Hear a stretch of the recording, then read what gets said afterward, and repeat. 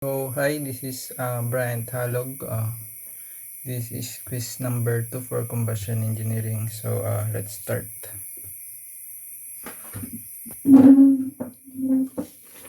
So for the question number 1, an ideal auto engine operating on the um, an ideal auto engine operating on the hot air standard with K is equals to 1.34 has a compression ratio of 5 at the beginning of compression. The volume is 6 cubic feet.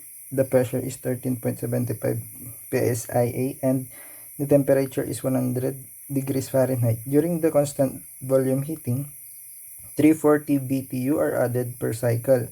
Find A, percent clearance, B, temperature and pressure just before expansion, and C, the efficiency, D, mean effective pressure. So first,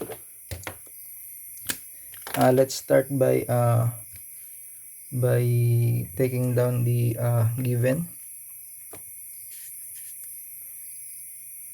So we have the given. We have the gas constant, which is 1.34. The compression ratio 5. We have V1 equals to 6 cubic feet. Pressure 1, 13.75 psi. The temperature 100 degrees Fahrenheit. Then we have the heat addition, which is 340 BTU. So for the first question, find the percent clearance. So we have this formula. The compression ratio is equals to the clearance plus 1 over clearance. We have the compression ratio, and then we just have to derive this formula. 5 is equals to C plus 1 over C. Then we transpose this. Minus C is equals to 1. For C is equals to 1. Then the clearance is equals to 1/4. Ang hinahanap natin is percentage, so we just have to convert this to percentage. 0.25 is times 100%. C is equals to 25%. So for the second question, find the temperature and pressure just before the expansion. So I forgot to draw the, so this is the diagram. We have this PV diagram. So we have this PV diagram.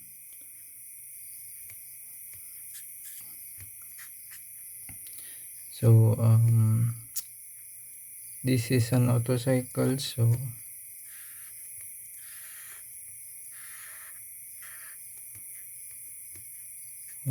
point 1, point 2, 3, 4.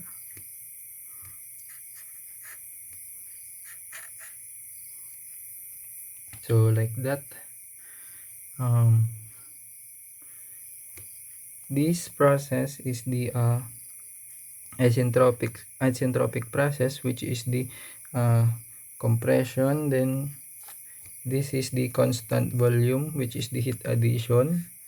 Then this is isentropic process, but expansion, this is expansion, then this is the constant volume heat rejection.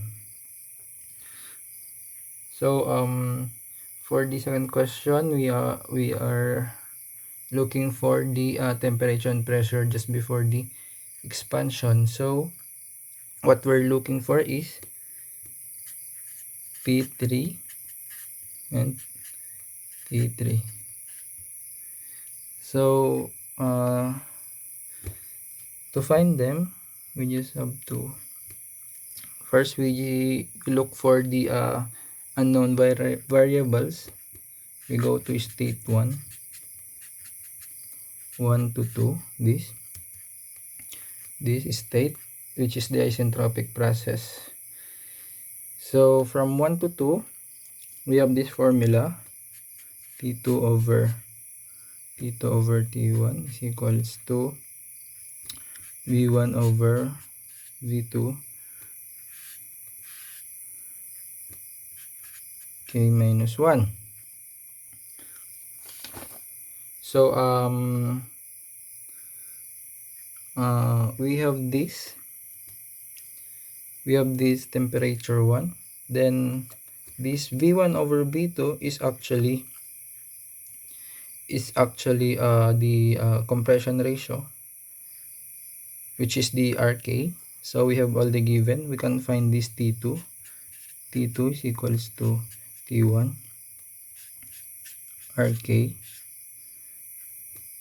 K minus 1. So we just have to substitute the given. T1 is 100 degrees Fahrenheit. We have to convert this into a Rankine. So we will just have to add 460 to convert it to Rankine. So that will be 560 Rankine. The compression ratio is 5 and the gas constant is 1.34 minus 1. So T2 is equals to,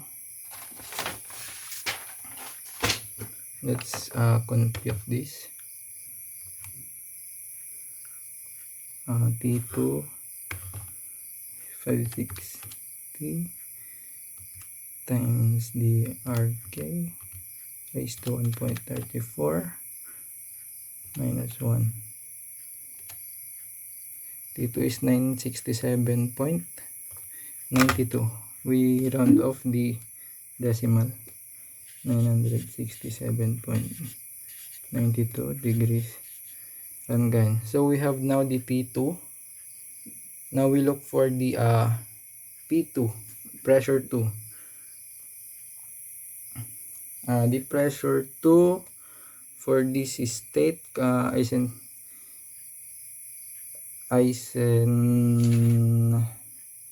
isentropic process.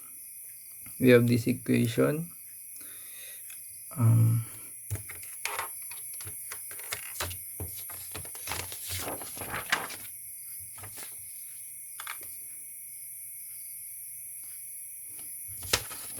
Kuha lang ako ibang papel.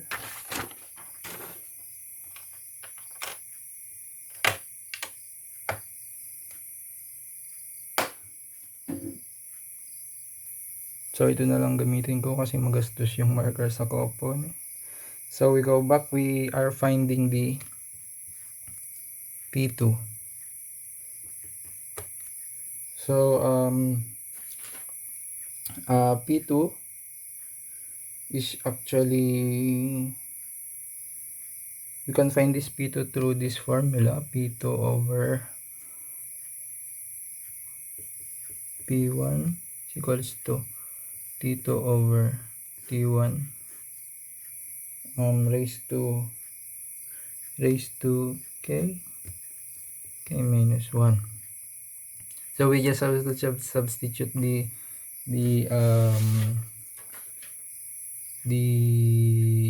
variables. So we will derive it first, P1, just to simplify the equation. T2 over T1, K over K minus 1. So P2 is equals to, our P1 is 13.75 psi, and our T2 is 967.92 over our T1, 560 Rankine. These temperatures are both Rankine. Okay, the constant is 1.34 over 1.34 minus 1. Compute these numbers. So 13.75 times 967.92 over 560 raised to 1.34 over 1.34 minus 1. Our pressure 2 is 118.83.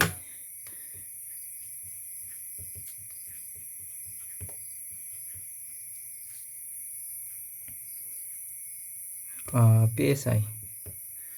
So for we can now find the, since we have all the variables we need, we can find the temperature 3.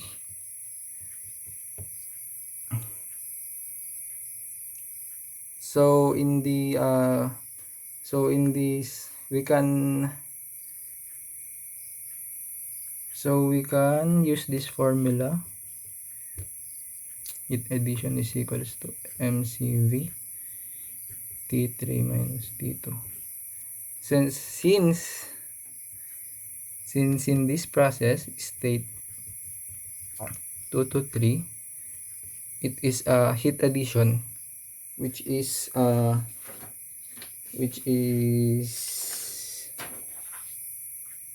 constant volume.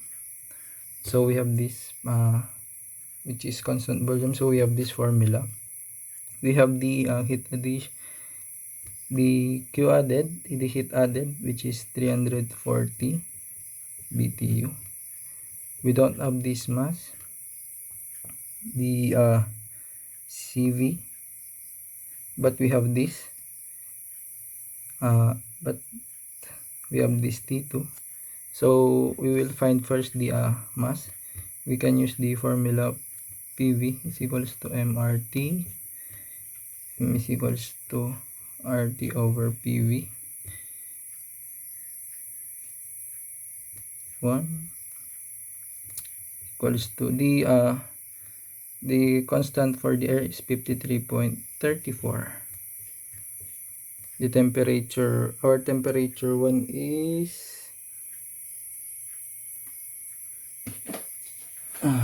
our temperature 1 is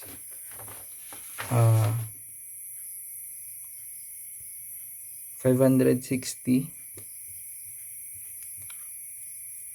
Rankine over the pressure 113.75 times the volume, which is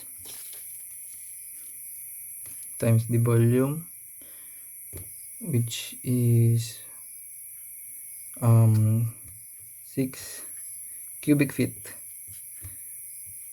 So we just have to calculate this one. Teka lang, nahulog yung problem.